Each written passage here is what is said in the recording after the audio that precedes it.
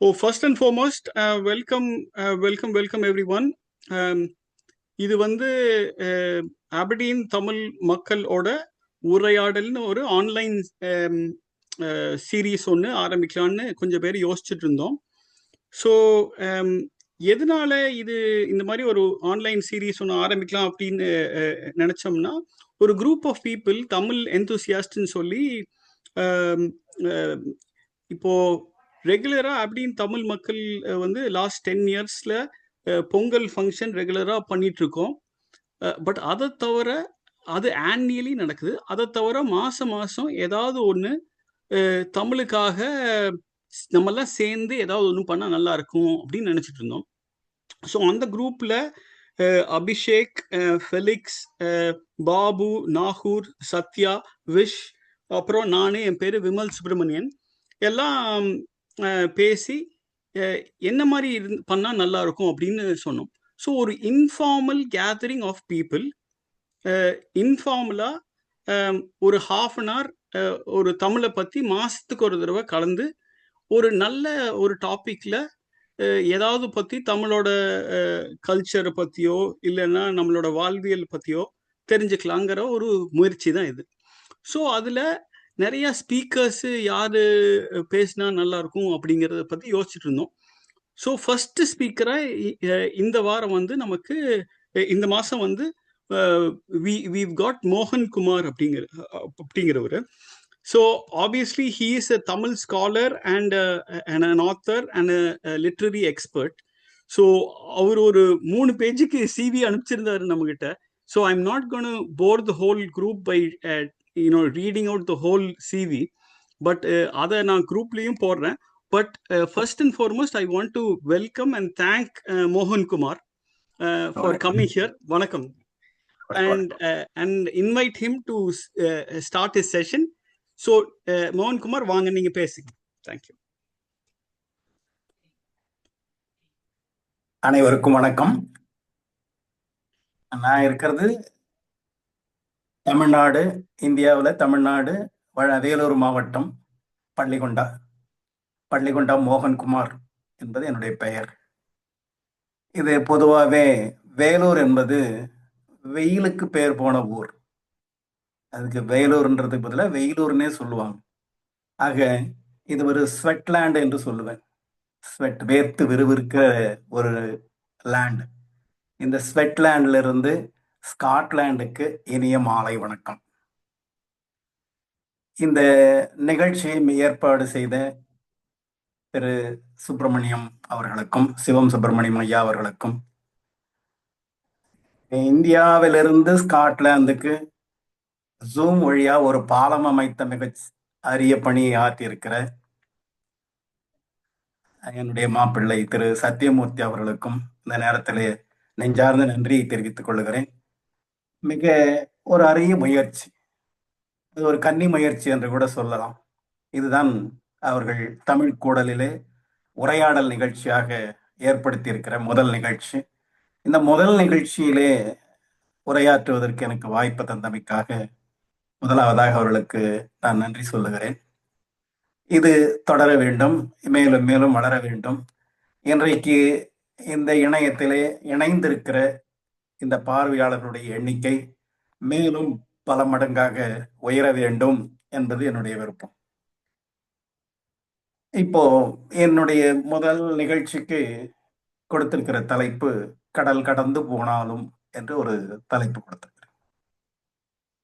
கடல் கடந்து போனாலும் என்ற தலைப்பிலே நான் உரையாற்றுவதற்கு விருப்பம் தெரிவித்ததற்கு முக்கியமான காரணம், இது புலம்பெயர்ந்த தமிழர்களின் கூட்டம். அதனால இந்த புலம்பெயர்ந்த தமிழர்களுக்கு ஏற்றவாறு ஒரு தலைப்பு தர வேண்டும் என்று விருப்பப்பட்டேன். அதனால்தான் கடல் கடந்து போனாலும் என்று இந்த தலைப்பை கொடுத்திருக்கிறேன். இந்த தலைப்பிலே ஒரு அரை மணி நேரம் ஒரு சில செய்திகளை அலசி உங்களோடு பகிர்ந்து கொள்ள விரும்புகிறேன். முதலாவதாக, தமிழனுடைய நாகரிகம் மற்ற மொழிகளில் எல்லாம் மொழிக்கு மட்டும்தான் இலக்கணம் உண்டு, தமிழில் மட்டும்தான் வாழ்க்கைக்கு இலக்கணம் உண்டு. நம்முடைய வாழ்க்கையை அகம் புறம் என்று இரண்டாக பிரித்து ஒரு மனிதன் வீட்டிற்குள்ளே எப்படி வாழ வேண்டும், வீட்டிற்குள்ளே இல்லற கடமைகளை அவன் எவ்வாறு நிறைவேற்ற வேண்டும், வெளியிலே நாட்டிலே போர் கொடை போன்ற செயல்களிலே புறச் செயல்களிலே அவன் எவ்வாறு ஈடுபட வேண்டும் என்று தொல்காப்பியர் காலத்திற்கு முன்பாக இருந்தே நமக்கு கிடைத்திருக்கிற முழுமையான இலக்கண நூல் தொல்காப்பியம்.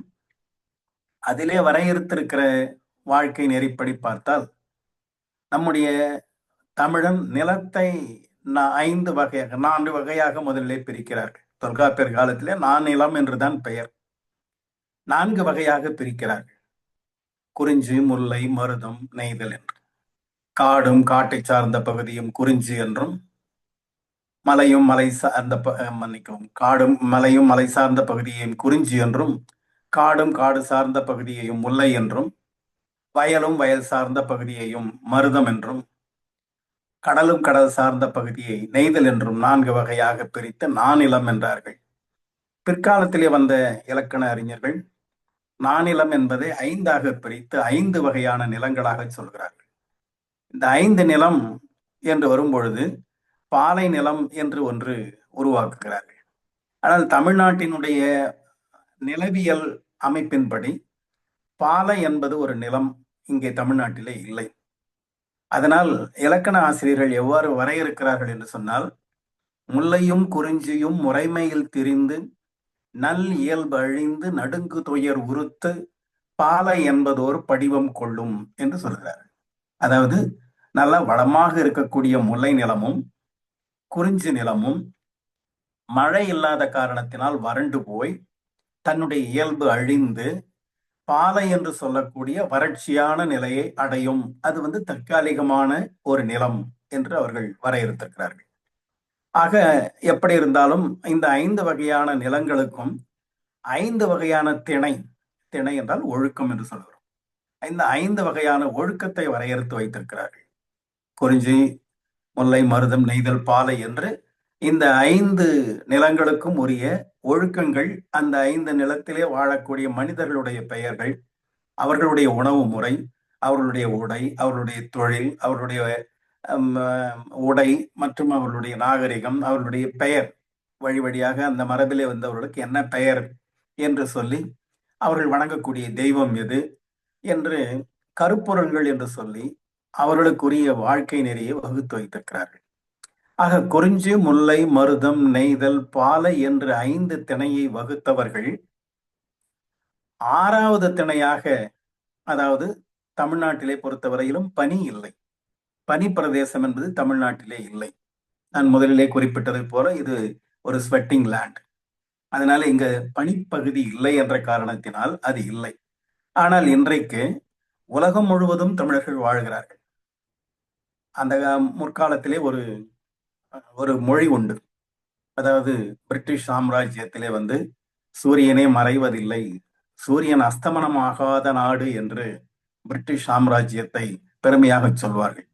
இன்றைக்கு அந்த சொற்றொடர் தமிழனுக்கு, தமிழர்களுடைய புலத்திற்கு பொருந்துகிறது. காரணம், உலகமெங்கும் தமிழர்கள் வாழ்ந்து கொண்டிருக்கிறார்கள். எனவே தமிழ் புலம் என்பது சூரியன் மறையாத புலம் என்று நாம் பெருமையாக மாறுதட்டிக் கொள்ளலாம். உதாரணத்திற்கு, இப்பொழுது எங்களுக்கு இரவு, தமிழ் மண்ணிலே இது சூரியன் மறைந்து விட்டது. ஆனால் உங்கள் மண்ணிலே இப்பொழுது சூரியன் மறையவில்லை. அங்கு வாழ்கின்ற தமிழர்களாகிய உங்களுக்கு சூரியன் மறையாத காரணத்தினால் தமிழர்கள் எங்கு வாழ்ந்தாலும் அவர்களுக்கு சூரியன் அஸ்தமனமே இல்லை என்று நாம் பெருமையாக சொல்லலாம். அதனால இந்த 5வது திணை முடிந்து 6வது திணையாக ஒரு திணையை எப்படி உருவாக்குகிறார்கள் என்று சொன்னால், பனி படர்ந்த பகுதி, பனிமலையும் பனி பிரதேசமும் அதை சார்ந்த பகுதியும் என்று சொன்னால் அது 6வது திணை என்று நம்முடைய யாழ்ப்பாணத்திலே பிறந்து, கொக்கு என்ற ஊரிலே கிராமத்திலே பிறந்து இன்றைக்கு கனடாவிலே வசித்துக் கொண்டிருக்கின்ற மதிப்பிற்குரிய திரு முத்துலிங்கம் அவர்கள் 6வது திணை என்று ஒரு கட்டுரையை வரைந்திருக்கிறார். அந்த 6வது திணை என்பது என்ன என்று கேட்டால், பனிப்படர்ந்த பகுதி என்று சொல்லுகிறார். அது ஏன் அந்த 6வது திணையை அவர் உருவாக்கினர் என்று சொன்னால், பண்டை காலத்திலே தமிழர்கள் இலக்கணம் வகுத்த காலத்திலே தமிழர்களுடைய எல்லை இங்கே வடவேங்கடம், தென்குமரி, ஆயிடை, தமிழ்கூறு, நல்லுலகமாக இருந்தது. ஆனால் இன்றைக்கு உலகம் முழுவதும் வியாபித்திருக்கிற காரணத்தினால் அந்த பகுதியை 6வது திணை என்று அவர் அறிவித்து, அந்த 6வது திணையிலே புலம்பெயர்ந்த நம்முடைய தமிழர்களுடைய நிலை எப்படி இருக்கிறது, புலம்பெயர்ந்த தமிழர்கள் எப்படி வாழ்ந்து கொண்டிருக்கிறார்கள், புலம்பெயர்ந்த தமிழர்கள் என்னென்ன இன்னல்களை அனுபவித்துக் கொண்டிருக்கிறார்கள் என்பதையெல்லாம் அந்த கட்டுரையிலே அவர் விவரித்திருக்கிறார். அதாவது இந்த பனி படர்ந்த பகுதி பார்ப்பதற்கு குளிர்ச்சியாக இருந்தாலும், அனுபவிப்பதற்கு குளிர்ச்சியாக இருந்தாலும் கூட பனி பசுமையை அழித்துவிடும். பசுமையை அழித்து வறட்சியை, கருமையை, கருகிய பசுமையான பயிர்களை எல்லாம் கூட கருகச் செய்யக்கூடியது பனி என்று சொல்வார்கள். அதை போல புலம்பெயர்ந்த தமிழர்கள் வெளிநாட்டிலே சென்று கை நிறைய சம்பாதித்து மகிழ்ச்சியாக வாழ்கிறார்கள், ஆடம்பரமாக வாழ்கிறார்கள் என்றாலும் கூட அவருடைய வாழ்க்கையின் ஊடே ஒரு கருகிய பகுதி இருக்கிறது என்பதை உணர்த்துகின்ற வகையிலே இந்த 6ஆம் திணை இருக்கிறது என்பதை நாம் ஏற்றுக்கொள்ள வேண்டும். ஆக கடல் கடந்து போனாலும் தமிழர்களுடைய நலனுக்காகவும் தமிழினுடைய நலனுக்காகவும் பாடுபட்டு கொண்டிருக்கிற தமிழர்கள் அந்த வரிசையிலே நான் திரு முத்துலிங்கம் அவர்களை நான் வைத்திருக்கிறேன். அவர் இன்றைக்கும் கனடாவில் இருந்து கொண்டு தமிழர்களுக்காக பல நலன்களை ஆற்றிக் கொண்டிருக்கிறார். தமிழர்களை பற்றி அவர் பேசிக் கொண்டிருக்கிறார், எழுதி கொண்டிருக்கிறார், அவர்களுக்காக பாடுபட்டு கொண்டிருக்கிறார் என்று சொல்லும் பொழுது அவர்களுடைய பெருமை நாம் கண்டிப்பாக இந்த நேரத்தில் நினைவு கூற வேண்டிய ஒரு பெருமை.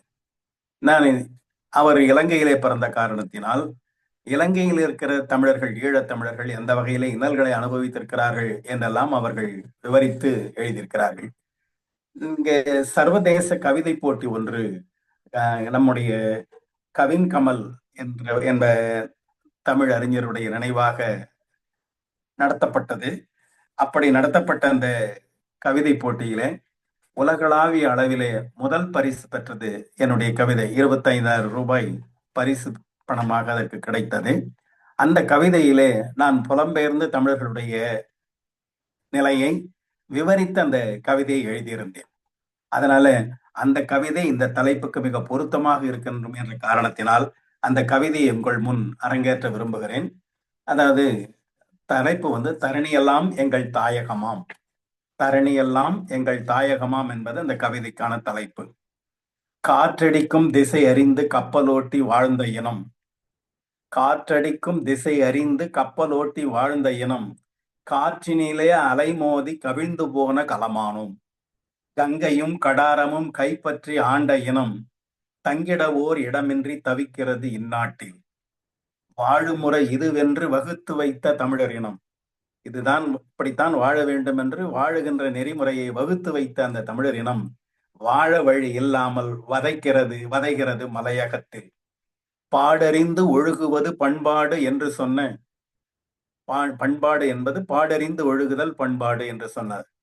பாடறிந்து ஒழுகுவது பண்பாடு என்று சொன்ன பண்பட்ட ஓர் இனமும் பதைக்கிறது மனவகத்தில்.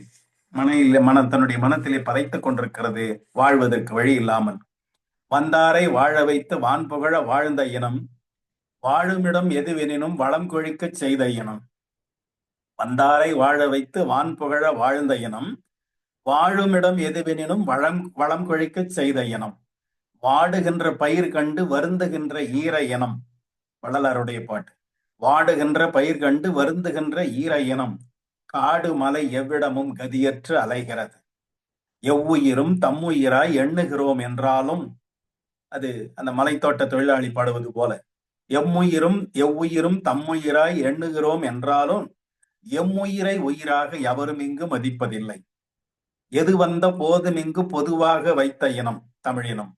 எது வந்த போதும் இங்கு பொதுவாக வைத்த இனம், ஏதுமற்ற சூழலிலே ஏதிலியாய் போனதிங்கே. நாடற்ற எங்களுக்கு 4 பக்கம் கடல் எல்லை, இலங்கையினுடைய எல்லை. நாடற்ற எங்களுக்கு 4 பக்கம் கடல் எல்லை. ஓடற்ற ஆமை போல் உழலுகிறோம் முடியவில்லை. கூடற்ற குயில் காக்கை கூட்டினிலே இனம் பெருக்கும்.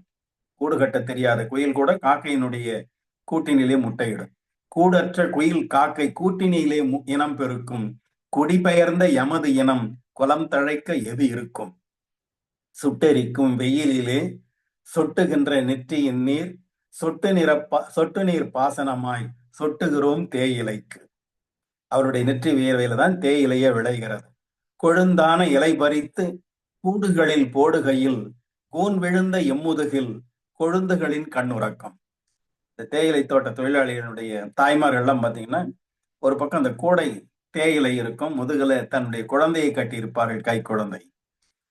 கொழுந்தான இலை பறித்து கூடுகளில் போடுகையில் கூன் விழுந்த எம்முதுகில் கொழுந்துகளின் கண்ணுறக்கம். இடி இடித்து முகில் திரண்டு இறங்கி வரும் பெருமழைதான் ஒரு நொடியும் நில்லாது ஓடிவிடும். மலைச்சரிவுகள்ல மழை பெஞ்சதுன்னா நிக்காது, ஓடிடும். அதுதான் தேயிலைக்கு நல்லது, தண்ணி தேங்கக்கூடாது.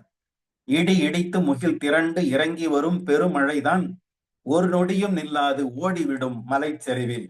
அதே போல இரவு பகல் பாராமல் இடுப்பொடிய உழைத்த கூலி எங்கு போச்சு தெரியாது இருக்கின்றோம் நடுத்தெருவில். அந்த மழைத்துளி ஓடுனது மாதிரி அவனுடைய கூலி பணமும் ஓடிவிட்டது, நிற்கல, நிலைச்சு நிக்கல. தேடுகின்ற பொருள் எமக்கு தினக்கூலி ஆனாலும் தேடித்தான் சோறு நின்றும் தேடித்தான் சோறு தின்னும் திருக்கூட்ட மரபு எமது. தேடுகின்ற பொருள் எமக்கு தினக்கூலி ஆனாலும் தேடித்தான் சோறு தின்னும் திருக்கூட்ட மரபு எமது. வீடற்றோர் என்று சொல்லி விளக்கினாலும் வருத்தம் இல்லை, நாடற்றோர் என்ற சொல்லி நஞ்சாக பாய்கிறது. கிள்ளி கிள்ளி எடுத்த போதும் கிளைத்து வரும் தேயிலைதான். தேயிலை கிள்ள கிள்ள கிளைத்து வரும். கிள்ளி கிள்ளி எடுத்த போதும் கிளைத்து வரும் தேயிலைதான். கள்ளி கள்ளி எடுத்து விட்டால் கருவருந்து போகாதோ.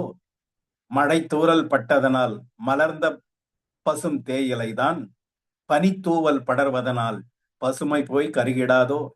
சரிவுகளில் வளர்ந்த போதும் சாயாமல் நிமிர்ந்து நிற்கும். மலைச்சரிவுகள்ல தேயிலை இருக்கும், சரிவில் இருந்தால் கூட தேயிலை மட்டும் நிமிர்ந்துதான் இருக்கும். சரிவுகளில் வளர்ந்த போதும் சாயாமல் நிமிர்ந்து நிற்கும் தேயிலையின் செடி போல திமிர்ந்து எழும் எங்கள் இனம். வரலாறு ஓர் இனத்தின் வளைப்புக்கு வளைந்ததில்லை. வல்லாண்மை கள்ளி என்றும் வளர் நிலத்தில் விளைந்ததில்லை. வல்லாண்மை என்று சொல்லக்கூடிய கள்ளி செடி வளநிலத்தில் விளையாது. சூரியனே எம்மதிபர் சொச்சமெல்லாம் நிழலதிபர். சூரியனே எம்மதிபர் சொச்சமெல்லாம் நிழலதிபர். ஆறிதனை மாற்ற வல்லான் ஆதவனே ஆற்றலாளன். ஆறாண்டோ நூறாண்டோ ஆட்சியிலே மாற்றமில்லை. யாராண்ட போதினிலும் எல்லாமே அவன் குடைக்கு. சூரியனை சொல்ற, யாராண்ட போதினிலும் எல்லாமே அவன் குடைக்கு கீழ். நீலவான கூரையின் கீழ் நெடிது உயர்ந்த மனை தொகுதி. எங்களுக்கு வீடு அபார்ட்மெண்ட் அதுதான். நீலவான கூரையின் கீழ் நெடிது உயர்ந்த மனை தொகுதி. கோலமதி வெண்ணிலவு குளிர் செய்யும் குமிழ் விளக்கு. நிலாதான் விளக்கு. உடுக்களெல்லாம் குறையின் உட்பொதிந்த மின் விளக்கு, சீலிங் லைட். உடுக்களெல்லாம் கூரையின் உட்பொதிந்த மின் விளக்கு. ஓங்கியதோர் நீர் தொட்டி உலவுகின்ற கருமுகில்கள். மேகங்கள் தான் எங்களுக்கு நீர் தொட்டி. ஆக வானமே கூரையாக வாழுகின்ற இனம் எங்கள் இனம்.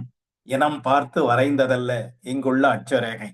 பூமியின் மேல் அட்சரேகை வரைஞ்சிருக்கிறோமே, அது இனம் பார்த்து வரைந்ததல்ல.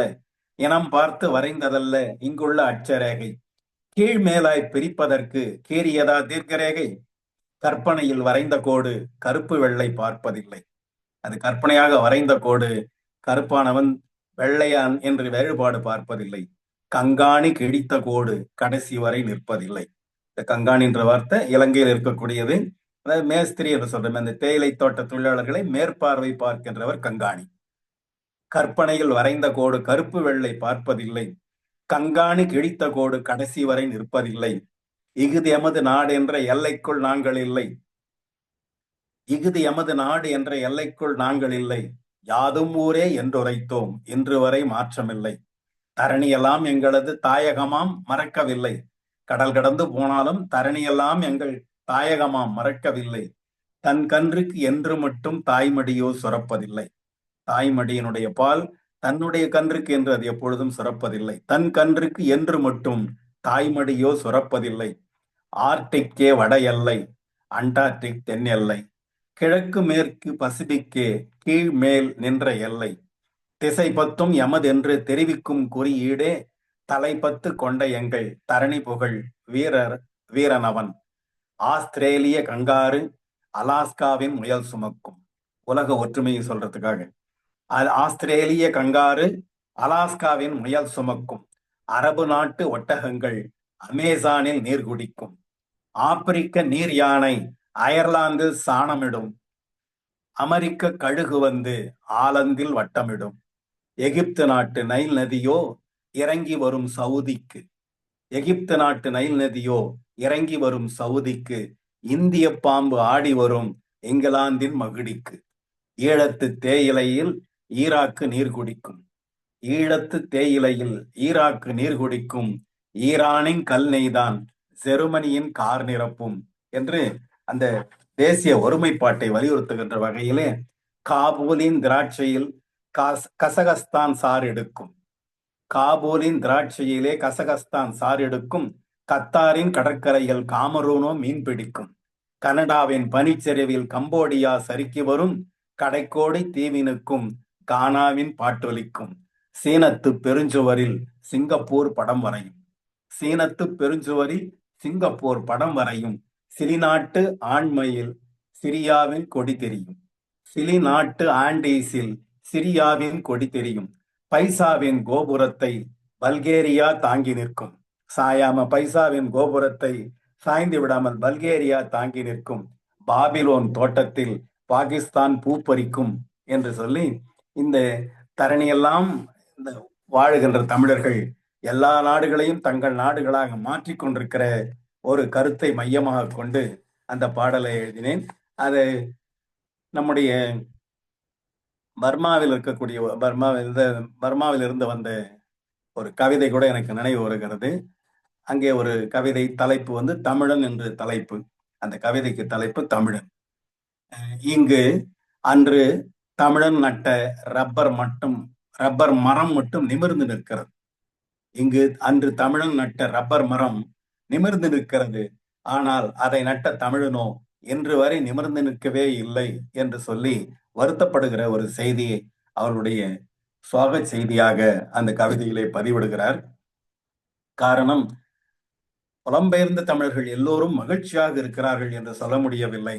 பல நாடுகளிலே வசிக்கக்கூடிய மக்கள், தமிழ் மக்கள், அந்த நாட்டினுடைய ஆளுகைக்கு உட்பட்டு அதற்கேற்ற வகையிலே அவர்களுக்கு ஏற்ற வகையிலே சில இன்னல்களை அனுபவித்துக் கொண்டுதான் இருக்கிறார்கள். அதைத்தான் நான் முதலிலே சொன்ன அந்த 6வது திணை என்ற கவிதையை எழுதிய நூலை எழுதிய அறிஞர் சொல்லுகிறார். 2 பறவைகளை அறிமுகப்படுத்துகிறார். ஒன்று காகம், இன்னொன்று 6 மணி குருவி என்று 2 பறவைகளை அவர் அறிமுகப்படுத்துகிறார். இந்த காகத்திற்கு எல்லை ஒரு 2 மைல் தான்.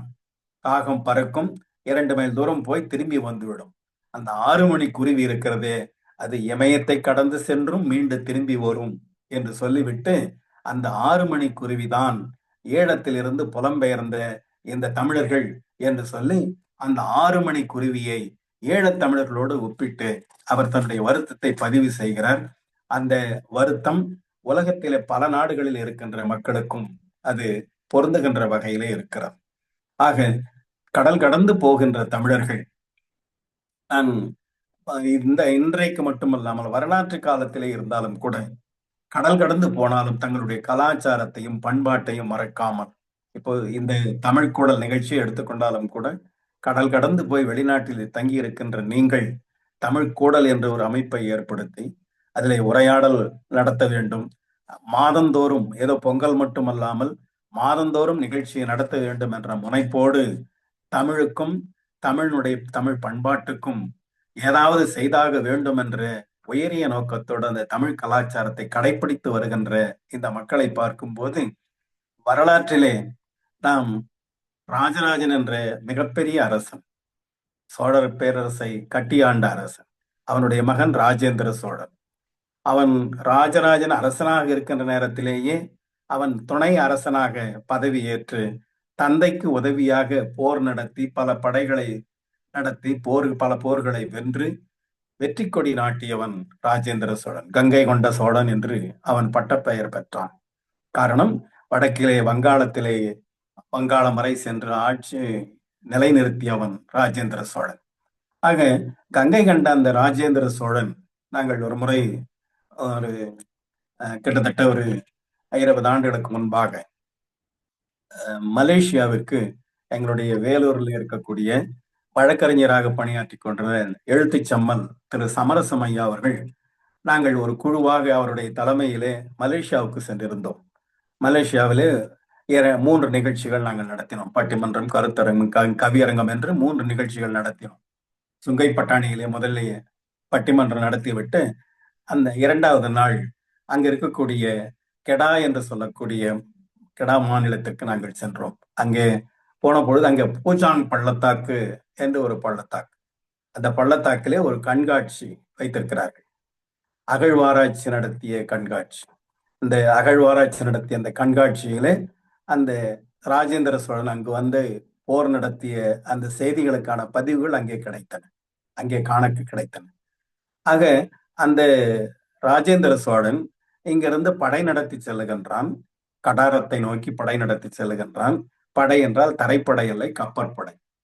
ஆக கப்பலிலே களம் செலுத்தி காற்றையே ஏவல் கொண்டவன் தமிழன். காற்று ஏவல் கொள்வது 5 பூதங்கள் என்று சொல்லுகிறோம். அந்த 5 பூதங்களிலே ஒரு பூதம் காற்று. அந்த காற்றை ஏவல் கொள்வது என்பது மிகவும் கடினம். அந்த காற்றினுடைய ஆற்றல் அளப்பரியது. புயல் போன்ற நேரங்களிலே, சூறாவளி போன்ற நேரங்களிலே, சுனாமி போன்ற நேரங்களிலே அதனுடைய ஆற்றலை நம்மால் புரிந்து கொள்ள முடிகிறது. அப்படிப்பட்ட அந்த காற்றையே ஏவல் கொண்டான் தமிழன் என்று சொல்லுகிறார்கள். அந்த காற்றினுடைய திசை அறிந்து கப்பல் செலுத்துகின்ற கலை தமிழனிடத்திலிருந்து கற்றுக்கொள்ள வேண்டிய ஒரு கலை. அப்படி களம் நடத்தி அதிலே படை நடத்தி கடாரம் வரை சென்று அங்கிருக்கின்ற ஸ்ரீ விஜயன் என்ற அரசனோடு போரிட்டு அவனை வெற்றி கொண்டு அவன் மீது போர் தொடுப்பதற்கு கூட அவன் மீது வன்மமோ அல்லது நாடு பிடிக்க வேண்டும் என்ற ஆசையோ அல்ல. வணிக தொடர்பு ஏற்படுத்திக் கொள்வதற்காக வாணிக கப்பல்கள் அந்த மலேசிய நாட்டிற்கு சென்ற பொழுது, கடாரத்தை நோக்கி சென்ற பொழுது பல கடற்கொள்ளையர்களால் அந்த வணிக கப்பல்கள் தாக்கப்பட்டன. அது குறித்து அந்த அரசாங்கத்திற்கு தெரிவித்த பொழுதும் கூட அந்த ஸ்ரீ விஜய அரசன் என்பவன் அதை கண்டுகொள்ளாமல் அவர்களை கட்டுப்படுத்தாமல் விட்டுவிட்டான். அதனால் கோபம் கொண்டுதான் ராஜேந்திரன் படை நடத்தி சென்றான், கடாரத்தை வென்றான். வென்ற பிறகும் கூட அதை கைப்பற்றி அங்கே அரசை நிலைநிறுத்த வேண்டும் என்ற ஆர்வம் அவனுக்கு இல்லை. மற்ற நாடுகளைப் போல நாட்டை ஆக்கிரமித்து அங்கே தன்னுடைய ஆட்சியை நிலைநிறுத்த வேண்டும் என்று தமிழன் நினைத்ததில்லை. அப்படி நினைத்திருந்தால் அவனுடைய ஆட்சி எவ்வளவோ பறந்து விரிந்திருக்கும். சோழ பேரரசு என்பது இந்தியா முழுவதும் பரவி இருந்தது. அப்படி பரவி இருந்த அந்த நேரத்தில் தன்னுடைய ஆட்சி அப்படியே நிலைநிறுத்த வேண்டும் என்று அவன் நினைத்திருந்தால் தமிழினுடைய எல்லை, தமிழ்நாட்டினுடைய எல்லை மிகப்பெரியதாக இருந்திருக்கும். அதே போல அன்றைக்கு சொல்லக்கூடிய ஜாவா, சுமத்ரா போன்ற தீவுகளை எல்லாம் ராஜேந்திர சோழன் வெற்றி கொண்டான். அப்படி வெற்றி கொண்ட பிறகும் கூட தன்னுடைய ஆட்சியினுடைய அதிகாரத்தை அங்கே நிலைநிறுத்த வேண்டும், அதிகாரத்தை நிலைநிறுத்த வேண்டும் என்ற எண்ணம் இல்லாமல் அவர்கள் இந்த சோழ பேரரசினுடைய மேலாண்மை ஏற்றுக்கொண்டான் என்று சொன்ன உடனே அந்த ஆட்சி அவனிடத்திலே ஒப்படைத்து விட்டு வெற்றியோடு திரும்பி வருகிறான் ராஜேந்திர சோழன். அந்த வெற்றியை இங்கே கொண்டாடி கொண்டிருந்தார்கள். அதற்கான கல்வெட்டு அந்த பூஜாங் பள்ளத்தாக்கிலே அதற்கான ஆவணங்கள், அதற்கான சான்றுகள் அங்கே இருக்கின்றன. அந்த சான்றுகளை எல்லாம் பார்க்கும் பொழுது தமிழனுடைய பழமை, மிக பழமை இன்றைக்கு கண்டறிந்திருக்கின்றார்கள். இரும்பை முதலிலே கண்டறிந்தவன் தமிழன் தான். அதற்கான ஆதாரங்கள் தொல்பொருள் ஆய்வுகள் அந்த கீழடி போன்ற ஆய்வுகளிலே கிடைத்திருக்கின்றன என்று இன்றைக்கு சொல்லுகிறோம்.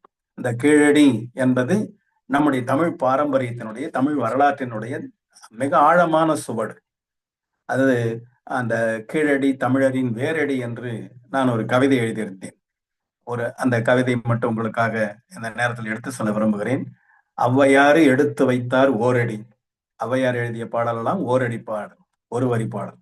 ஔவையாறு எடுத்து வைத்தார் ஓரடி, ஐயன் வள்ளுவன் எடுத்து வைத்தது ஈரடி, நன்றி தீது சொல்லி வைத்த நாலடி, இந்த நானிலத்தை திருந்த வைத்த கீழடி, இந்த நானிலத்தை திரும்ப வைத்த கீழடி, தோண்ட தோண்ட புதிய பொருள் வரும்படி, தோண்ட தோண்ட புதிய பொருள் வரும்படி, அன்றே தொல்லுலகை ஆண்ட தமிழ் மரபடி, கண்டு நீண்டு நீண்டு போகுமாயின் கீழடி, இந்த கீழடியினுடைய ஆய்வு நீண்டு நீண்டு போகுமாயின் கீழடி, அந்த நிலவினிலும் இருக்கலாம் நம் காலடி, குழி பறித்தால் வீழ்வதுதான் முறையடி.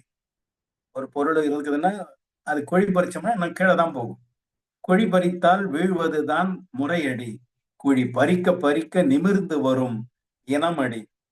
கிரேக்க ரோம நாகரீகம் பாரடி, நமது கீழடியோ அதற்கெல்லாம் மேலடி. ஆவி போன பின்னாலே ஆறடி, ஆவி போன பின்னாலே ஆறடி, ஆயின் தாழியிலே புதைத்தார் முன்னோரடி. நகர வாழ்க்கை வாழ்ந்தது நம் ஊரடி, அன்றே நாகரிக தேர் நிலைத்த தேரடி. சுட்ட செங்கற்கள் வைத்த பனையடி, சுட்ட செங்கற்கள் வைத்த மனையடி, சுடுமண் பொம்மையை வைத்த அழகு பார்த்த இனமடி. உருக்கி வார்த்த இரும்பு செம்பு கலமடி, உயர்ந்த நாகரிக வாசலுக்கு நிலைப்படி. ஆள் போல தழைத்த வானம் பாரடி, ஆள் போல தழைத்த இனம் பாரடி, அதன் கீழடியில் துளிர்த்ததிந்த பாரடி. அகிலத்தின் இனம் வேறு வேறடி, ஆனால் அத்தனைக்கும் நாம் அதன் மேலடி. நாம் அணி வேறடி, நாம் ஆணி வேர் அடி என்று அந்த கீழடி பற்றி நான் கவிதை எழுதியது இந்த ஊஜான் பள்ளத்தாக்கிலே கிடைத்த தமிழனுடைய பாரம்பரியத்தை கண்டு அறிந்த பொழுது பெருமையோடு அதை நாம் நினைவு கூறுவதற்காக இந்த நேரத்தில் உங்களுக்கு அதை எடுத்துக்காட்டினேன். எடுத்துக்காட்டாக சொல்லப்பட்ட அந்த கீழடி நம்முடைய தமிழனுடைய நாகரிகத்தை இன்றைக்கு உலகிற்கு பறைசாற்றி கொண்டிருக்கிறது. அது இன்னும் போதுமான அளவிலே வெளிவரவில்லை. அது முறையாக வெளிவந்தால் நம்முடைய இனத்தினுடைய பெருமை இதை போல பல மடங்கு உயர்ந்து நிற்கும் என்று நாம் சிந்து சமவெளி நாகரிகத்தினுடைய பெருமை எடுத்து சொல்லுகின்ற அளவுக்கு கீழடியினுடைய பெருமை எடுத்து சொல்லாமல் போனது ஒரு ஒரு துரதிர்ஷ்டம் என்றே சொல்லலாம். அப்படிப்பட்ட அந்த கீழடியினுடைய பெருமையை நாம் உலகெங்கிலும் இருக்கிற புலம்பெயர்ந்த தமிழர்கள் பெருமையோடு இது எங்கள் நாடு, இது எங்களுடைய கீழடி, எங்களுடைய இனம், எங்களுடைய பாரம்பரியம் என்று பெருமையாக சொல்லிக் கொள்ளலாம். ஆக இந்த புலம்பெயர்ந்த தமிழர்கள் ஒன்றுபட்டு எந்த நாட்டிலே வாழ்ந்தாலும் நம்முடைய இனத்து மக்களை அரவணைத்து அவர்களை ஆதரித்து நாம் அவர்களை முன்னேற்றுவதற்கு நம்முடைய கைகளை கொடுப்போமேயானால், கை தூக்கி விடுவோமேயானால் நம்முடைய இனம் இன்னும் மேலோங்கி நிற்கும். இந்த நேரத்திலே இந்த ஹாரிபட் லூயிஸ் ஜெரோம் என்ற ஒரு அறிஞர் அவர் எழுதின ஒரு கதை எனக்கு நினைவுக்கு வருகிறது. இந்த ஹாரிபட் லூயிஸ் ஜெரோம் என்பவர் ஒரு சிறிய கதை, ஒரு குட்டி கதை தான். அவர் எழுதுகிறார், ஒரு கடுமையான பனிக்காலம். அந்த கடுமையான பனிக்காலத்திலே ஒரு வீட்டினுடைய கூரை, அந்த கூரையிலே சில புறாக்கள் தங்கி இருக்கின்றன. அந்த புறா இரவு நேரம், நள்ளிரவு நேரம், அந்த புறாக்களினுடைய உச்சியிலே கூரையினுடைய உச்சியிலே புறாக்கள் குளிரினால் நடுங்கிக் கொண்டிருக்கின்றன. இருந்தாலும் அந்த கூரை சற்று கதகதப்பை அதற்கு கொடுத்து கொண்டிருக்கிறது. அந்த நேரத்திலே வெளியில் இருந்து ஒரு புறா அந்த கூட்டத்திற்கு வந்து சேருகிறது. அது அங்கிருந்த புறா அல்ல, வெளியிலிருந்து வந்த புறா. அந்த புறா வந்த உடனே, இன்று இரவு வெளியில கடுமையான பனிப்பொழிவு, அதனால் என்னால் அங்கே வெளியில இருக்க முடியவில்லை, இந்த குளிர் தாங்க முடியவில்லை, எனவே சிறிது நேரம் உங்களோடு உள்ளே இருந்து விட்டு காலையிலே சென்று விடுகிறேன் என்று அந்த புறா கேட்கிறது. ஆனால் அந்த புறாக்கள் மறுத்து விடுகின்றன. இல்லை, நாங்கள் இங்கே உன்னை அனுமதிக்க முடியாது என்று அவர்கள் மறுத்து விடுகிறார்கள். அதிலே ஒரு புறா மட்டும் இரக்கத்தோடு சொல்லுகிறது, பாவம், நமது இனத்தை நாமே ஆதரிக்கவில்லை என்றால் எப்படி? அந்த புறாவை நாம் இன்று இரவு மட்டும் இங்கே தங்குவதற்கு அனுமதிப்போம் என்று அந்த புறா சொல்லுகிறது. ஆனால் மற்ற புறாக்கள் ஒப்புக்கொள்ளவில்லை. காலையில இறை தருவார்கள், அந்த இறை நமக்கு மட்டும்தான் போதுமானதாக இருக்கும். இன்னொரு புறா உள்ளே வந்தால் அதற்கு இறையை பங்கீடு செய்ய வேண்டியதாக இருக்கும், நம்முடைய பங்கு குறைந்து விடும், எனவே வேண்டாம், அது வேற எங்காவது இடம் பார்த்து கொள்ளட்டும் என்று அந்த புறாவை விரட்ட முயற்சிக்கின்றன. ஆனால் அந்த ஒரே ஒரு புறா மட்டும், நீங்கள் ஆதரிக்கவில்லை என்றாலும் பரவாயில்லை, நான் அந்த புறாவை ஏற்றுக்கொள்கிறேன் என்று சொல்லி அதை உள்ளே அழைத்து தன்னுடைய இறகுகளால், குளிர்களால் நடுங்கிக் கொண்டிருந்த அந்த பறவையை தன்னுடைய இறகுகளால் அரவணைத்து இந்த இரவு நேரத்தை இரவு நேரத்தை இரவு முழுவதுமாக கழித்தது. காலையிலே அந்த வீட்டினுடைய உரிமையாளர் கதவை திறக்கிறார். வெளிக்கதவை திறந்த உடனே எல்லா புறாக்களும் செத்து விழுந்து கிடக்கின்றன. எல்லா புறாக்களும் செத்து விழுந்தாலும் அந்த ஒரே ஒரு புறா மட்டும் உயிரோடு இருக்கிறது. வந்து சேர்ந்த அந்த புறாவினுடைய இறக்கையினுடைய அரவணைப்பிலே கதகதப்பை பெற்றுக்கொண்டு அந்த 2 புறாக்களும் உயிரோடு இருக்கின்றன என்று அந்த கதையை முடிக்கிறார். அந்த அந்த கதகதப்பு, உடலினுடைய கதகதப்பு ஒன்றுக்கொன்று பரிமாறும் பொழுது, அது அந்த குளிரை தடுக்கிறது என்பது நமக்கெல்லாம் தெரிந்த உண்மை.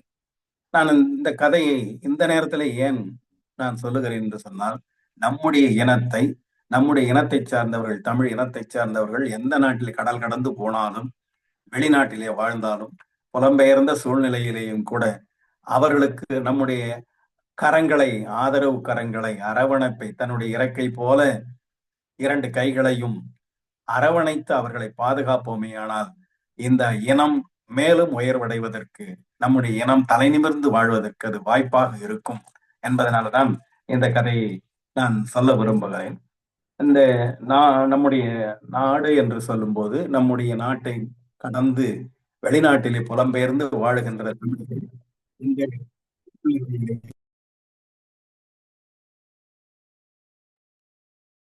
எந்த சூழ்நிலையில இருந்தாலும் அவர்கள் அந்த நாட்டினுடைய பண்பாட்டுக்கும் கலாச்சாரத்துக்கும் உடன்பட்டு போய் அவர்களிடமிருந்து விலகி நம்முடைய தமிழ் பண்பாட்டையும் தமிழ் கலாச்சாரத்தையும் நிலைநிறுத்திக் கொள்ளுகின்ற ஒரு வாய்ப்பை நாம் பெற்றிருக்கிறோம். அப்படி நிலைநிறுத்திக் கொள்ளுகின்ற நேரத்திலே நம்முடைய அதாவது நீங்கள் சொல்லுகிறீர்கள், நீங்கள் எல்லாம் பொங்கல் விழா கொண்டாடுகிறீர்கள் என்று இங்கே பெருமிதத்தோடு நம்முடைய சுப்பிரமணியம் ஐயா அவர்கள் குறிப்பிட்டார்கள். எனக்கு மிகுந்த மகிழ்ச்சி. எந்த நாட்டிலே சென்றாலும் பொங்கலை மறக்கால் தமிழனுடைய திருவிழா, தமிழனுக்கென்றே இருக்கக்கூடிய மரபு சார்ந்த திருவிழா. மக்கள் அனைவரும் சாதி மத இன வேறுபாடு கடந்து கொண்டாடுகின்ற திருவிழா. அந்த விழாவை அங்கே சென்றும் பிறகும் கூட மறக்காமல், அந்த கலாச்சாரத்தையும் பண்பாட்டையும் மறக்காமல் கொண்டாடுவது என்பது ஒரு மகிழ்ச்சிக்குரிய செய்தி. அந்த பண்பாட்டை, அந்த கலாச்சாரத்தை எல்லா இடங்களிலும் நிலைநிறுத்தி, இன்றைக்கு நாம் எங்கு சென்றாலும் சென்ற இடத்திலெல்லாம் நம்முடைய பெருமை நிலைநாட்டிக் கொண்டிருக்கிறோம். இன்றைக்கு திருக்குறள் உலக பொதுமறையாக உலகெங்கும் பரவி வியாபித்து நிற்கிறது. எல்லா மொழிகளிலும் மொழிபெயர்க்கப்பட்டிருக்கிறது. உலக பொதுமறை என்ற சொல்லுக்கு ஏற்ப அது உலகம் முழுவதும் பின்பற்றப்பட்டு வருகிறது. அப்படிப்பட்ட அந்த திருக்குறள் மட்டுமல்லாமல் பல இலக்கியங்கள், தமிழ் இலக்கியங்கள் பல ஊர்களில் இன்றைக்கும் யாதும் ஊரே யாவரும் கேளீர் என்ற அந்த சொற்றொடரை ஜப்பான் நாட்டிலே ஜப்பானிய மொழியிலேயும் தமிழிலேயும் எழுதி வைத்திருக்கிறார்கள் என்று அறியும் போது பெருமையாக இருக்கிறது. அதே போல நயாகரா நீர்வீழ்ச்சியிலே நல்வரவு என்ற வாசகம் சொற்றொடர் தமிழிலே இடம்பெற்றிருக்கிறது என்பதை நினைக்க பெருமையாக இருக்கிறது. ஐக்கிய நாடுகள் சபையினுடைய குறிக்கோள் யாதும் ஊரே யாவரும் கேளீர் என்ற அந்த கணியன் பூங்கொன்றனாருடைய வாசகத்திற்கு பொருத்தமாக அங்கே அமைத்திருப்பது மகிழ்ச்சிக்குரியதாக இருக்கிறது. ஆக தமிழ் எங்கு சென்றாலும் வாழ்ந்து கொண்டிருக்கிறது, நிலையாக இருந்து கொண்டிருக்கிறது. ஆக தமிழர்கள் ஒன்றுபட்டு நிற்க வேண்டும். அது எந்த இடத்தில் இருந்தாலும் அவர்களுக்குள்ள இருக்கிற ஒற்றுமை நிலைத்திருக்குமானால் உயரலாம். அவர்களுக்குள்ள ஒரு மனோதிடம், நாம் நம்முடைய தாயகத்தை விட்டு நீண்ட தொலைவு வந்து விட்டோம் என்ற உணர்வு இல்லாமல் எங்கிருந்தா, இப்பொழுதெல்லாம் உலகம் சுருங்கி விட்டது என்று சொல்லுகிறோம், குளோபல் வில்லேஜ் என்று சொல்லுகிறோம். நம்முடைய தொலைத்தொடர்பு சாதனங்களின் காரணமாக நம்மால் ஊரை விட்டு, வீட்டை விட்டு நீண்ட தூரம் பல ஆயிரக்கணக்கான மைல்கள் கடந்து வந்தாலும் கூட வீட்டிலே இருப்பது போன்ற ஒரு உணர்வை உண்டாக்குவதற்கு இந்த தொழில்நுட்ப சாதனங்கள் பயன்பட்டு கொண்டிருக்கிற காரணத்தினால் இன்றைக்கு நாம் வீட்டை விட்டு வெளியே வந்து விட்டோம் என்ற நினைவே இல்லாமல் நம்மால் வாழ முடிகிறது.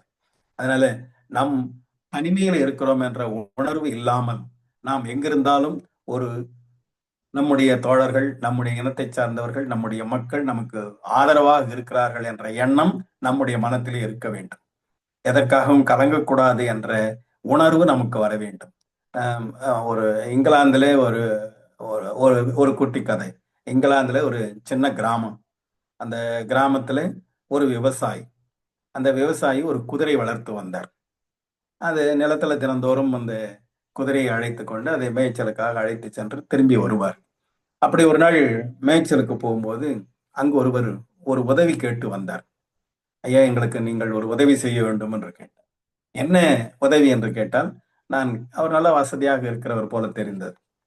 என்ன உதவி கேட்கிறாரே என்று அவர் யோசிக்கும் போது, நான் காரிலே வந்தேன், அந்த கார் பள்ளத்திலே விழுந்து விட்டது, அதை மேலே எடுக்க முடியவில்லை. உங்களிடத்திலே ஒரு குதிரை இருப்பதாக சொன்னார்கள். நீங்கள் முயற்சி செய்தால், நீங்கள் ஒத்துழைப்பு தந்தால், அந்த குதிரையை பயன்படுத்தி நான் பள்ளத்திலே வீழ்ந்த என்னுடைய காரை மேலே எடுத்து விடுவேன் என்று சொல்லி அவருடைய உதவியை கேட்டார். அந்த விவசாயி உடனே சரி என்று ஒப்புக்கொண்டார். அவருடைய குதிரையை அழைத்துக் கொண்டு கையிலே அந்த காரை கட்டி இழுப்பதற்காக கயிற்றை எடுத்துக்கொண்டு, அந்த குதிரையினுடைய பெயர் பட்டி. அந்த பட்டி என்ற குதிரையை அழைத்துக் கொண்டு அவர் அந்த கார் விழுந்த இடத்திற்கு போகிறார். கார் பள்ளத்திலே இருந்த அந்த காரில் ஒரு முனையை, கயிறின் ஒரு முனையை அதிலே கட்டிவிட்டு மற்றொரு முனையை அந்த பட்டி என்ற குதிரையினுடைய கழுத்திலே கட்டிவிட்டார். கட்டிவிட்டு அவர் அந்த விவசாயி சொல்லுகிறார், கேசி இழு என்று சொல்லுகிறார். அந்த குதிரை கொஞ்சம் சிறிதும் அசையவில்லை, அப்படியே இருக்கிறது. அடுத்தது அவர் சொல்லுகிறார், பெல்லி இழுகு என்று சொல்கிறேனே, இழு என்று சொன்னார். அப்பொழுதும் அந்த குதிரை அசையவில்லை. அடுத்து அவர் சொல்லுகிறார், மேண்டி இழு என்று அவர் வேகமாக கத்துகிறார். அப்பொழுதும் குதிரை அசையவில்லை. எல்லாவற்றையும் சொல்லிவிட்டு, என் செல்லமே பட்டி, நீயும் சேர்ந்து இழுடா, அப்பதான் கார் மேல வரும் என்று சொல்லி சொன்ன உடனே அது வேகமாக இழுக்கிறது. கார் மேலே வந்து விடுகிறது. அந்த பணக்காரர் அவரிடத்திலே, விவசாய இடத்திலே போய் கேட்டார், நீங்க இந்த வார்த்தையை முதல்ல சொல்லியிருக்கலாமே, பட்டி என்ற அதனுடைய பேரை விட்டுட்டு என்னென்னவோ பேரை சொல்லி கூப்பிட்டீங்க, அது இழுக்காமலே இருந்தது. முதல்ல பட்டி இழு என்று சொன்னால் இழுத்திருக்குமே என்று சொன்ன உடனே அந்த விவசாயி சொன்னாராம், என்னுடைய குதிரைக்கு கண் தெரியாது, அது காது மட்டும்தான் கேட்கும். அதனால நான் எடுத்த உடனே பட்டி இழு என்று சொன்னால் இது நம்மால் எவ்வளவு பெரிய காரை இழுக்க முடியுமோ முடியாதோ என்று அதற்கு ஒரு தயக்கம் இருந்திருக்கும். அது மிகப்பெரிய சுமை இழுக்கச் சொல்லுகிறோம் என்ற உணர்வதற்கு இருக்கும். அதை விட்டுவிட்டு நான் 3 குதிரைகளுடைய பெயரை சொன்னேன். சொன்ன உடனே 3 குதிரைகளோடு சேர்ந்து நாமும் சேர்ந்து இழுப்போம். எனவே 4 பேர் சேர்ந்து இழுப்பதனால இந்த எந்த பளுவாக இருந்தாலும், எந்த பாரமாக இருந்தாலும் எளிமையாக வந்துவிடும், அதற்கு ஒரு தன்னம்பிக்கை வரும் என்று சொல்லி அந்த கதையை அவர் முடிக்கிறார். நான் இந்த கதையை இங்கு சொல்வதற்கு காரணம், நாமும் அதே போல கடல் கடந்து வந்தாலும், தனியாக இருந்தாலும், குடும்பத்தை விட்டு வந்திருந்தாலும், அல்லது உறவினர்களை எல்லாம் விட்டு வந்திருந்தாலும், நாம் தனியாக இருக்கிறோம் என்ற உணர்வு நமக்கு வரக்கூடாது. நமக்கு பல பக்கபலம் இருக்கிறது, நமக்கு ஆதரவு இருக்கிறது என்ற உணர்வு இருக்குமானால் எப்படிப்பட்ட காரியத்தையும் நம்மால் எளிதாக சாதித்து விட முடியும். அதனால கடல் கடந்து கடாரம் என்ற ராஜேந்திர சோழனை போல கடல் கடந்து நம்மாலும் கொடி நாட்ட முடியும் எந்த துறையிலும். இன்றைக்கு நம்ம தமிழர்கள் புலம்பெயர்ந்து வந்து பல நாடுகளிலே, பல்வேறு விதமான துறைகளிலே, பல்வேறு நாடுகளிலே வசித்துக் கொண்டிருக்கிறார்கள். அவர்கள் அத்தனை பேரும் இன்றைக்கும் தன்னுடைய நாட்டை தொப்புள் கொடை உறவு என்று சொல்வார்கள். குழந்தை தாயினுடைய கருவறையை விட்டு பிரிந்தாலும் அந்த தொப்புள் கொடை உறவு என்பது நிலையானது. அதை போல தமிழகம் என்ற அந்த தாய் உங்களை தொப்புள் கொடை உறவோடு ஆதரித்துக் கொண்டிருக்கிறது, பார்த்து கொண்டிருக்கிறது, கண்காணித்துக் கொண்டிருக்கிறது, அரவணைத்துக் கொண்டிருக்கிறது என்ற உணர்வு இருக்குமானால், தமிழ் உணர்வு என்ற உணர்வு மேலோங்கி இருக்குமானால், நம்முடைய மொழி என்பதை நாம் பார்க்க வேண்டும். நம்முடைய மொழி நமக்கு மிக முக்கியம். எந்த நாட்டிலே வசித்தாலும் நம்முடைய மொழி தாய்மொழி என்பதை மறந்துவிடக்கூடாது. நம்முடைய நான் வேலைக்காக ஜப்பானிலே ஒரு மொழி உண்டு. ஒரு சாபம் கொடுப்பார்களாம். ஜப்பானியர்கள் கோபம் வந்து சாபம் கொடுத்தால், நம்மெல்லாம் ஏதாவது சாப்பிட்றதுக்கு கஞ்சி இல்லாம நீ அலைவா என்று நாம் சாபம் கொடுப்போம், அல்லது வேற ஏதாவது சாபம் கொடுப்போம். ஆனால் ஜப்பானியர்களுடைய சாபம் வித்தியாசமானது. அவர்கள் என்ன சொல்வார்களாம், ஜப்பானியர்கள் சபிப்பது என்று சொன்னால், உன்னுடைய பிள்ளைக்கு தாய்மொழி கற்பிப்பதற்கு ஆள் இல்லாமல் போக கடவது என்று சாபம் கொடுப்பார்களாம். கேள்விப்பட்டபோது எனக்கு வேடிக்கையாக இருந்தது. ஆனால் எந்த அளவுக்கு அவர்கள் தாய்மொழி பற்று உடையவர்களாக இருந்தால் அப்படி ஒரு சாபத்தை கொடுக்க வேண்டும். ஒருவன் மற்றவனை சபிப்பதாக இருந்தால் கூட, நீ நாசமாக போ, நீ அழிந்து போ என்று சாபம் கொடுக்காமல், உன்னுடைய பிள்ளைக்கு அவருடைய சந்ததிக்கு தாய்மொழி இல்லாமல், பிள்ளைக்கு சந்ததிக்கு தாய்மொழி இல்லாமல் தாய்மொழி கற்பிப்பதற்கு ஆள் இல்லாமல் போக கடவது என்று சாபம் கொடுக்கிறார்கள் ஜப்பானியர்கள் என்று சொன்னால், அந்த தாய்மொழி பற்றி நாம் யோசித்து பார்க்க வேண்டும். அந்த தாய்மொழி உணர்வு நமக்கு வர வேண்டும். மற்ற நபிகள் நாயகத்தை பற்றி சொல்வார்கள். மற்றவர்களெல்லாம் கடவுள் மீது ஆணையிட்டு சொல்வார்களாம், ஆனால் நபிகள் நாயகம் மட்டும் என்னுடைய எழுதுகோல்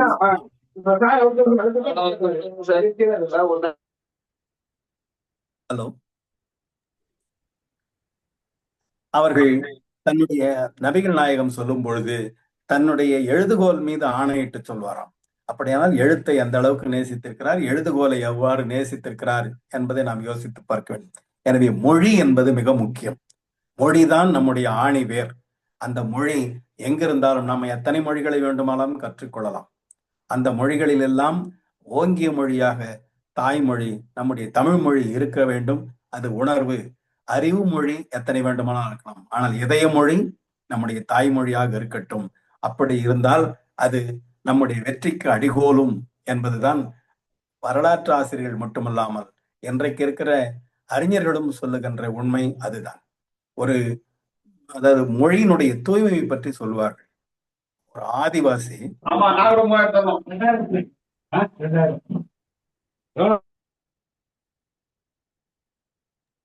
ஒரு ஆதிவாசி ஒரு ஒரு திருட்டில ஈடுபட்டு விட்டான் என்று சொல்லி அவனுடைய நீதிபதியின் முன்னால் நிறுத்துகிறார்கள். நீதிபதி கேட்கிறார், நீ திருடினாயா என்று. அவனுக்கு அவர் பேசுகின்ற மொழி புரியவில்லை. அவன் சொல்லுகின்ற மொழி இவருக்கு புரியவில்லை. உடனே ஒரு மொழிபெயர்ப்பாளரை அழைத்தார். அழைத்து, இவன் என்ன சொல்கிறான் என்று எனக்கு புரியவில்லை, இவன் திருடினானா இல்லையா என்று அவனுடைய மொழியிலே கேட்டு சொல் என்று சொன்னாராம். உடனே அந்த மொழிபெயர்ப்பாளர் சொன்னாராம், அவருடைய அந்த மலை சாதி மக்களுடைய ஆதிவாசிகளுடைய மொழியிலே திருடு என்ற சொல்லே இல்லை என்று சொன்னாராம். நான் மொழியினுடைய தூய்மைக்காக சொல்லுகிறேன். ஒரு சமுதாயம் எந்த அளவுக்கு நேர்மையானதாக இருக்கிறது, அதாவது தூய்மையானது என்பது மலையிலிருந்து கிடைக்கக்கூடியதுதான். மலையில் இருந்து விழக்கூடிய அருவி தூய்மையானது. அதே போல மலையில் இருக்கக்கூடிய மக்கள் அவ்வளவு தூய்மையான மக்களாக இருக்கின்ற காரணத்தினால்தான் அவருடைய மொழி, அந்த மொழியிலே திருடு என்ற சொல்லே இல்லை என்று சொன்னால் அதை நாம் யோசித்து பார்க்க வேண்டும். ஆக நம்முடைய மொழி, எந்த மொழி எப்படி மட்டும், அதாவது தமிழிலே இருக்கக்கூடியவர்கள்லாம் கூட தமிழை தாய்மொழியாக கொண்டிருந்தாலும், தமிழிலே பாண்டித்யம் பெற்றிருந்தாலும், தமிழ் அறிஞர்களாக விளங்கினாலும் கூட அனைத்து மொழிகளையும் கற்கிறார்கள், அதிலே புலமையும் பெற்றிருக்கிறார்கள். ஆனாலும் கூட தமிழை அவர்கள் உயிர் மூச்சாக கொண்டிருக்கிறார்கள். உதாரணத்திற்கு பேரறிஞர் அண்ணா அவர்களை பற்றி வேடிக்கையாக ஒன்று சொல்வார்கள்.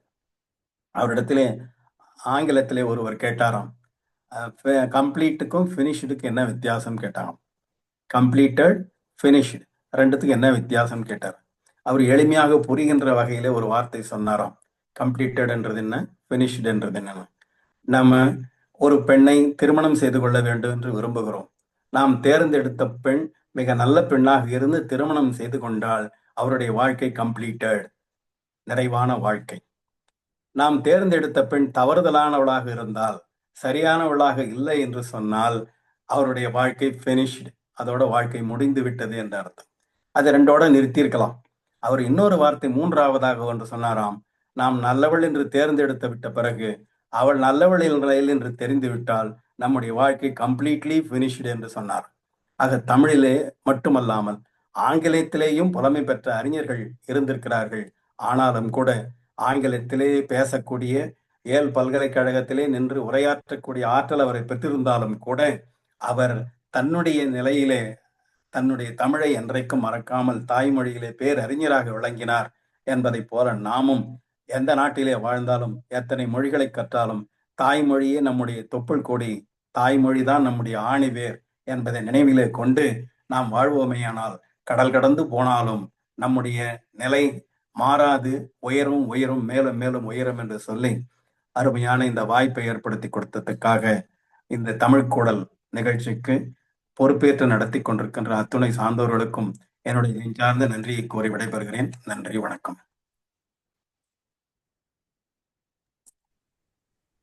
Thank you very much. ரொம்ப ரொம்ப ரொம்ப அருமையா சொல்லிட்டீங்க. ஐ மீன், இந்த என்ன சொல்றது, ஒரு ஒரு வேர்ல்டு டூருக்கே கூட்டிட்டு போயிட்டீங்க. ஃபர்ஸ்ட் திண்ணையில ஆரம்பிச்சு, அதுக்கப்புறம் முத்துக்குமாரோட பதவிகளை சொல்லி, அப்புறம் இந்த என்ன சொல்றது, அந்த உங்களோட கவிதை, அந்த வேர்ல்டு டூருக்கு எங்களை கூட்டிட்டு போன கவிதை ரொம்ப ரொம்ப பிடிச்சது. அதுல எனக்கு ஒரு கேள்வி இருக்கு. நான் ஒரு கேள்வி கேட்கலாமா? கேளுங்க கேளுங்க. சோ திசை 10 அப்படின்னு அந்த கவிதையில சொல்லியிருந்தீங்க. திசை ஆமா. 10ன்னா என்ன? திசை 10ன்றது கிழக்கு, மேற்கு, வடக்கு, தெற்கு அது தெரியும் நமக்கு. ஆமா. அது இல்லாம வடகிழக்கு, வடமேற்கு, தென்கிழக்கு, தென்மேற்கு தெரியும். 8 திசை ஆச்சு. வான திசை மேல ஒரு திசை, பூமியை நோக்கிய திசை கீழ் திசை, ஆக மொத்தம் 10 திசை. அந்த ஓப்பா. 10 திசை 10 திசையை நினைவுபடுத்துகிற வகையில தான் 10 தலை ராவணன், அந்த ம், இலங்கையினுடைய அரசன். ம், ம். அஹ், ரொம்ப ரொம்ப ரொம்ப உன்னிப்பா கவனிச்சிருக்கிறீங்கன்றதை ஆ- புரிஞ்சுக்க முடியுது. இல்ல இல்ல, ஐ மீன் நீங்க சொன்னதுல பல பல விஷயங்கள் இருக்கு. ஆப்வியஸ்லி இந்த பர்மா ரப்பர் தொழிலாளர்களை பத்தி, ஏன்னோ ரப்பர் மரங்கள் அங்க இருக்கு. ஆனா தமிழர்கள் அங்க படுற அஹ், என்ன சொல்றது, அஹ், கஷ்டங்கள். கஷ்டங்களை பத்தி சொன்னது ஆகட்டும். அதெல்லாம் ரொம்ப ரொம்ப ரொம்ப நல்லா இருந்துச்சு. ஆப்வியஸ்லி நான் இப்ப நிறைய கேள்வி கேட்டிருக்கேன். So I just want to open the floor. இப்ப வேற யாருக்காவது ஏதாவது கேள்வி இருக்கா அப்படின்னு கேட்கணும்னு நினைச்சேன்.